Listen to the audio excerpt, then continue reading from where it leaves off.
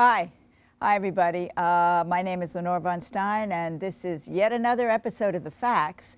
And this is a discussion episode. You know, The Facts has discussions usually about global issues, and then artworks about, you know, more personal issues. But today this is sort of global, because today we're talking to some of the people who work on The Facts, who work behind the camera, the people you don't usually see. And I'm sitting here tonight with three of them, Brian Mata, Justin Goldberg, and Christopher Fraley. And two of these people are fairly new to our crew, and one of them, Brian, is somebody that I've worked with for quite a while, doing writing letters to people, how do we want to distribute the facts, and so how come you are doing this? Well, I always wanted to work on TV, and I really like your TV show, like how experimental it is, and like with the music and the stories and how you interview all these figures and stuff like that. I really like that. So. You're a poet, aren't you? Yes. You devil dog. Brian is a poet. He's studying for his master's in poetry, and so he's an artist. Artist amongst. You consider yourself an artist rather than a technician, right? Yes, definitely an artist. An artist. And what is the book you bought today? I bought El Matador by L'Entremont. It's he was born in Argentina, but like they consider him like the first surrealist. Mm-hmm. So like I think like Breton and stuff like that consider him like the genius, the person who's like they read him and then they thought like, oh, this is before us, but like it's really good. So.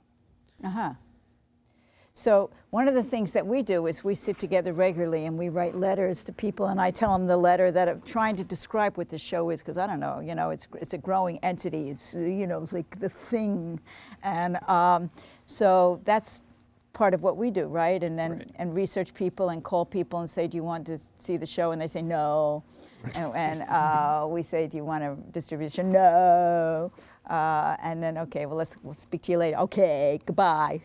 Don't ever call us again. And that's the story of, you know, trying to get out there in the world. And Justin Goldberg, you graduated with a double psychology and media? And music. And music. Yeah, I had a concentration in electronic music and media. And so do you write music, electronic music? Well, that's a misconception I find a lot when I I understand.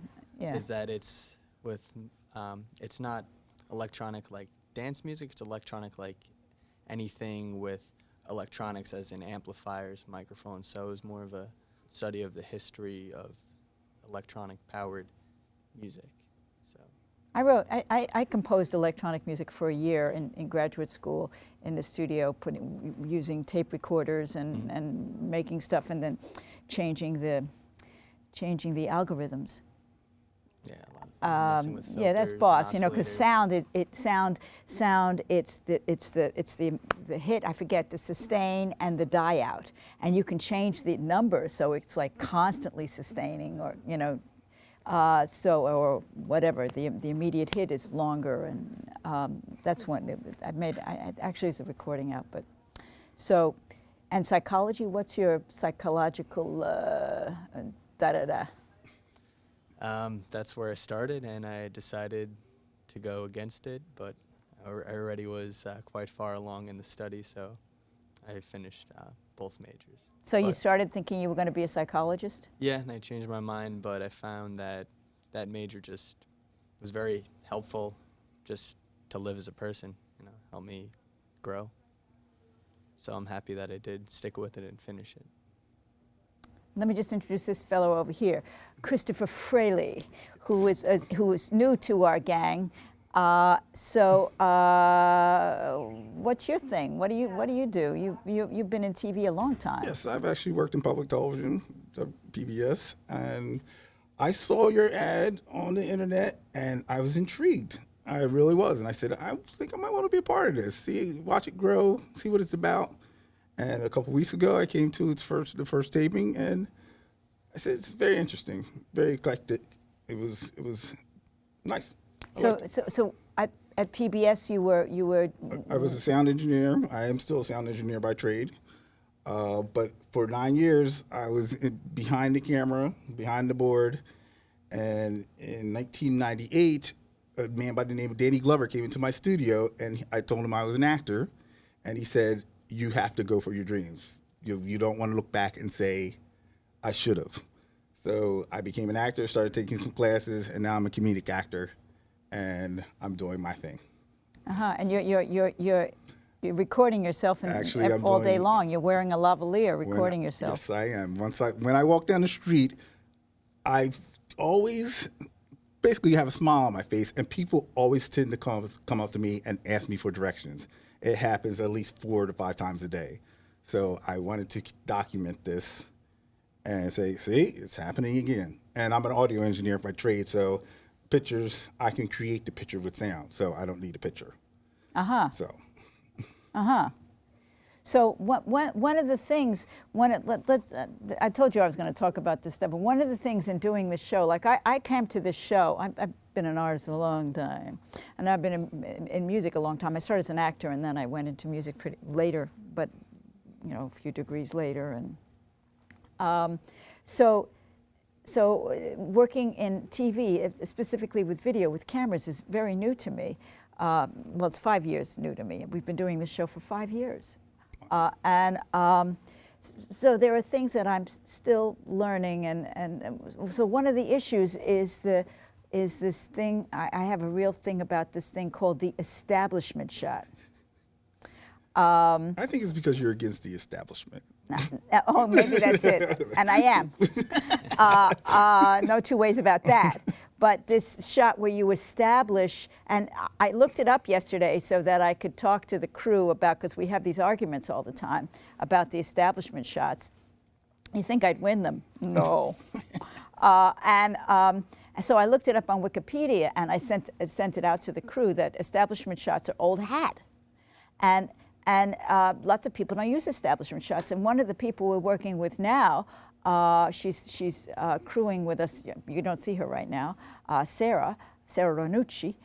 She said, well, I don't like establishment shots because I don't like all that extra information. And if the show is complex, that extra information, I lose track of what's happening. I'm having because you may be having, and the music and the shows that we're doing, the music shows, they're pretty complex.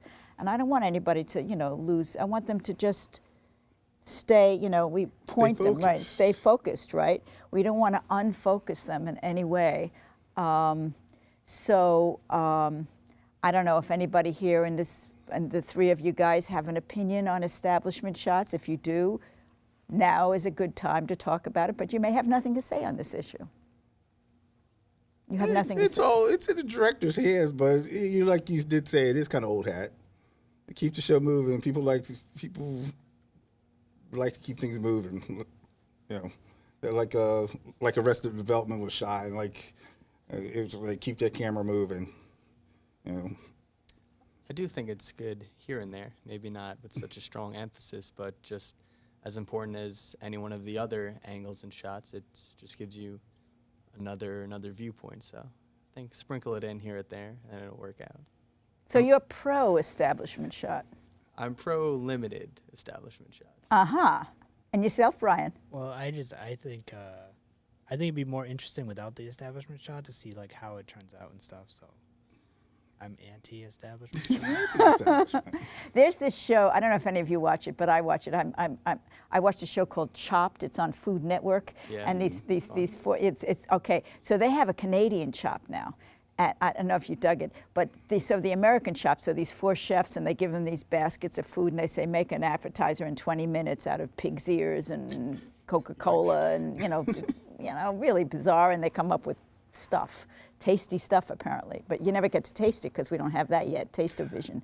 And so smelling apps right well, now. you know, on we your don't, phone. we don't even have. So anyway, so now there's a Canadian Chopped, and it goes so much. The American Chopped is very, you know, crisp, and it just keeps you embroiled. Except there's 80,000 commercials, but the Canadian Chopped moves so much slower. It's the people are much nicer in a way, and there's everything is much more logy. And I don't know if it's the shots or what it is. It isn't this kind of up like a pup American stuff. And I think that might be the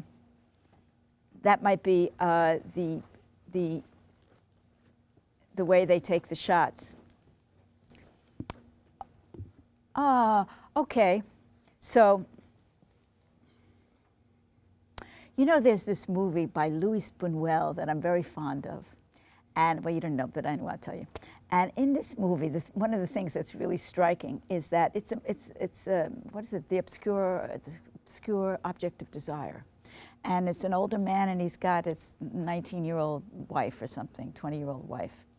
And throughout their lives, at different points, it's played by different actors, different actresses, because it really doesn't matter who, you know, I mean, that's the point he's making. He doesn't even take the time to tell the audience, you know, now we've got somebody else playing the role, because it really doesn't matter. The person is just a sort of a stick figure anyway in this guy's life, you know. So you have a shirt on. Hello, I see the assassins have failed.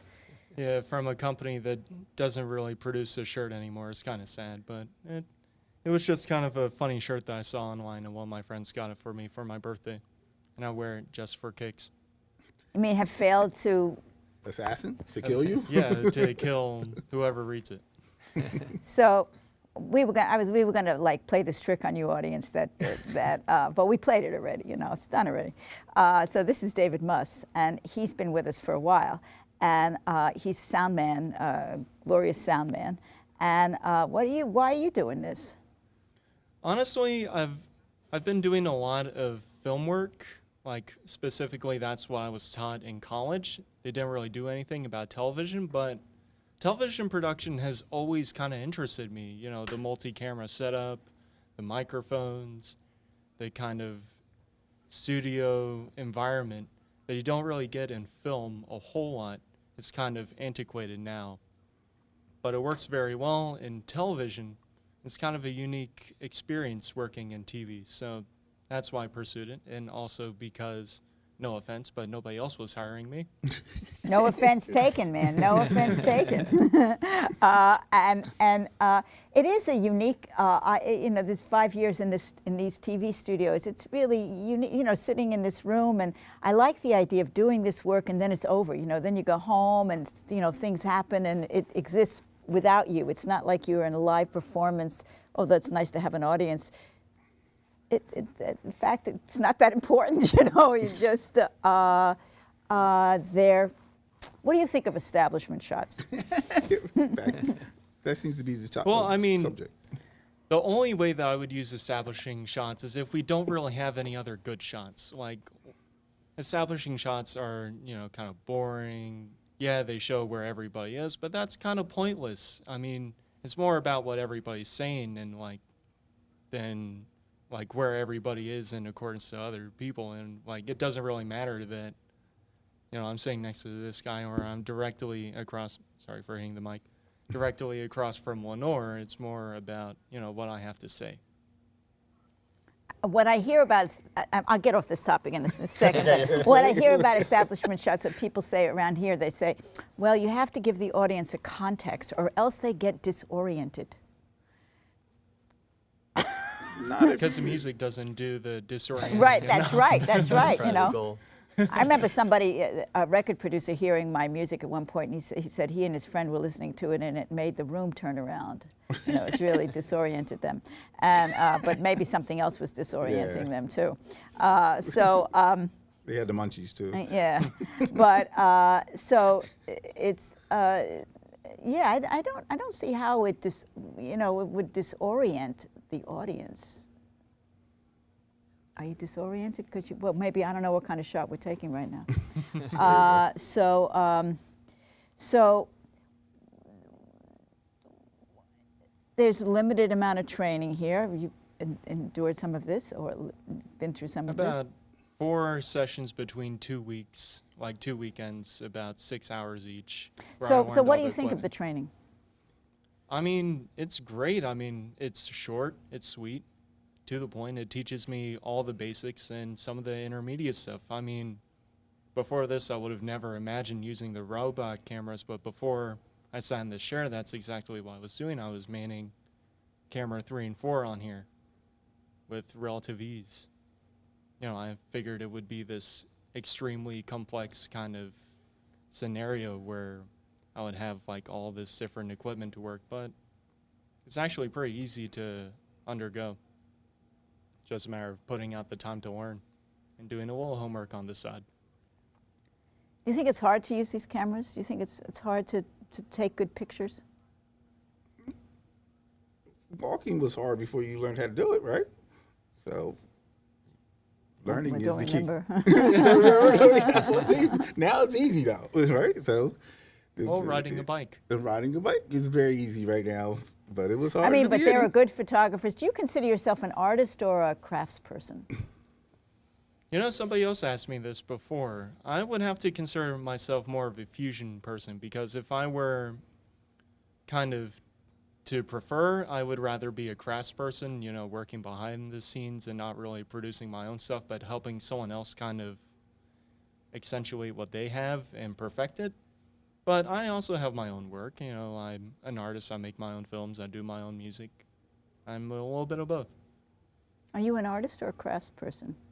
I'd have to say that I'm a fusion person as well, where I enjoy doing the behind-the-scenes stuff, and that's where I guess my main focus is at. But I've been in, if you go to count bands, I've been in bands since I was in middle school. I've created my own music, created some videos, and I use that as part of my craft. So I think they feed each other.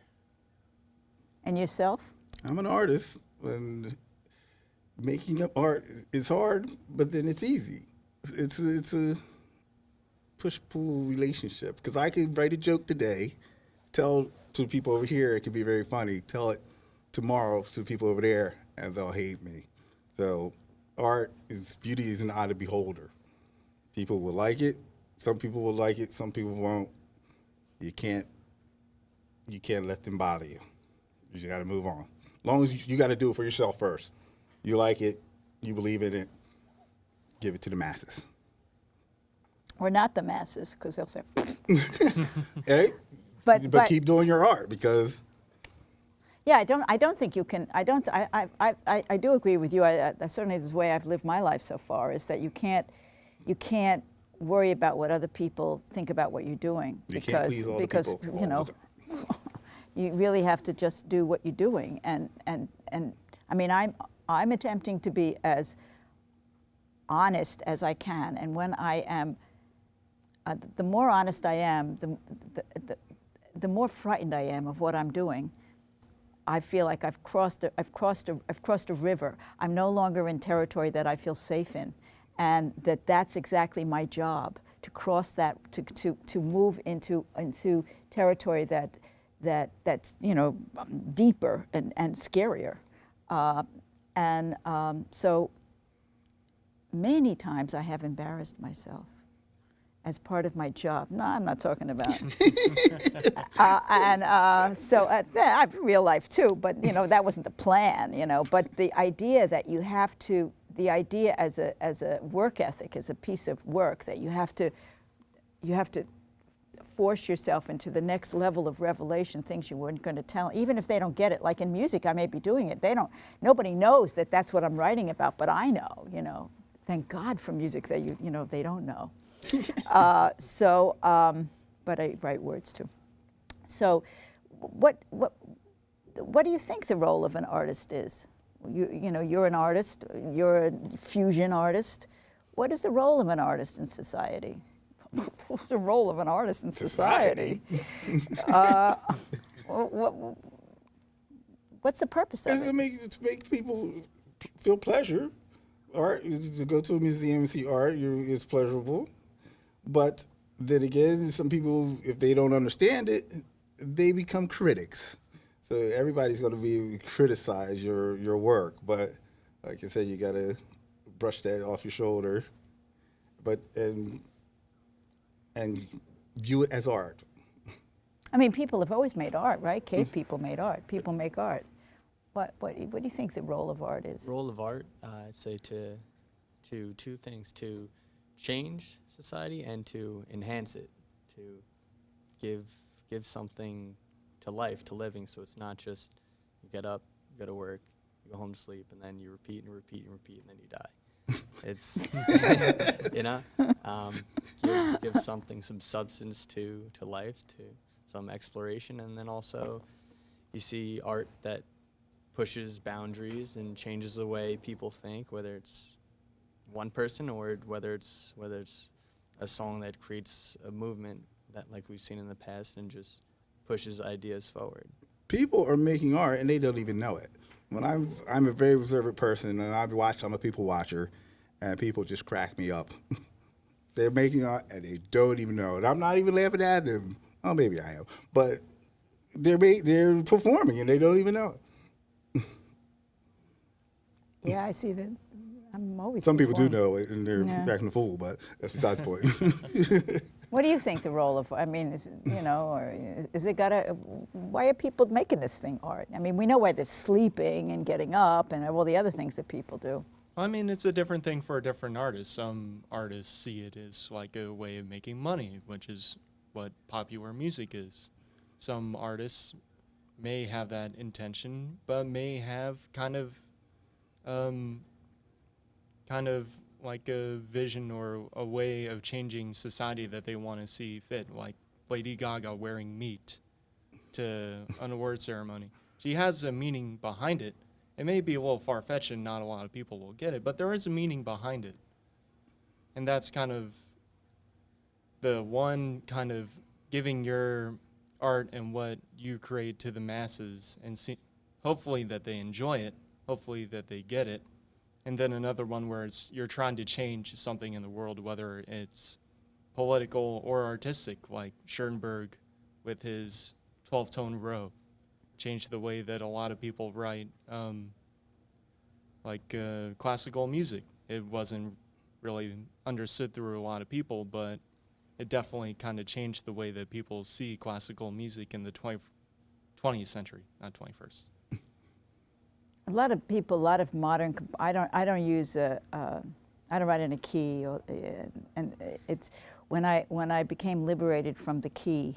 When I became liberated from the having to, it's not that I really love Beethoven and Mozart and all these people. They wrote very well in keys, but I don't write well in keys, and I find it just stultifying. It's like is the story come out, okay, now happy ending or now sad ending, but life is so much more complicated than that. It's sad and happy. It's all these things, and removing that particular stricture for me in music was really important. When I was about 12 years old, my father took me to see Ionesco, the chairs and the lesson, and it just my eyes, it just opened my eyes into this world of expression where you don't tie up things in the end, just what I was talking about, in some kind of little cutesy, what seemed to me to be cutesy, unrealistic. What I'm aiming for here on the facts is realism, is reality, and reality is so complicated, like cancer or something. It's so complex, and how can I, and that includes, for instance, talking to the audience, talking to people who are behind the camera, to the audience. This is what's going on here. Is this group of people. These are some of the people that are also part of this. You just don't meet them regularly, and so reality, realism,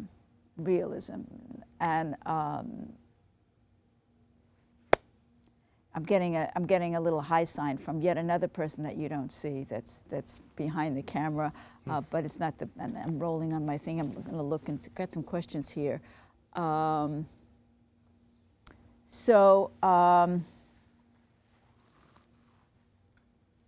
do you see yourself going? What do you want to do with your? We only got 2 minutes. Can you get an idea about what you want to do with your? If you had your druthers. I'm not in it to make money. The money will come if it's good art. I'm not in it to make money. I'm in it to make me happy, and if I can make somebody laugh, then that makes me happy. Mm-hmm. And if my favorite quote is "laugh with me or laugh at me," as long as I get to laugh. My goodness. I get my feelings hurt when they laugh at me. I don't, because it had to be funny. Even though you're laughing at me, it's still funny. I'm sure it was. Okay, all right. I know my roommate has that policy. He makes terrible jokes all the time. But to somebody else, it could be funny, and it probably is. So I'm telling you. But there is a fine line between funny and stupid. A very fine line. Funny and stupid. The line between funny and stupid. Very fine, because it's a stupid joke or a funny joke. Fine line. Very subjective too. Yes. So anybody else? We've got like a minute and a half. We've got 1 minute. So in conclusion, you got a few words about where you want to be. Well, what are you thinking about in terms of where you want to go? I'd like to continue to just have more work in just the field of audio. I'm really just always trying to get new experiences and continue to move forward, and looking for post-production primarily, but just trying to keep working with audio, and I love music, keep playing music. We've got just a few seconds. Can you give us three words? I'll give a little bit of a kind of wrap up of what I'm looking for. Honestly, my kind of experience in general directions go in several directions. So honestly, right now I just want to learn as much as I can so that I can be able to do as much as I can with the knowledge that I have. Okay. So, ladies and gentlemen, you heard it now. You see it now. You know what I mean? So we'll see you soon. And we're going to see you soon, I hope. I hope you enjoyed yourself. I did. Good night.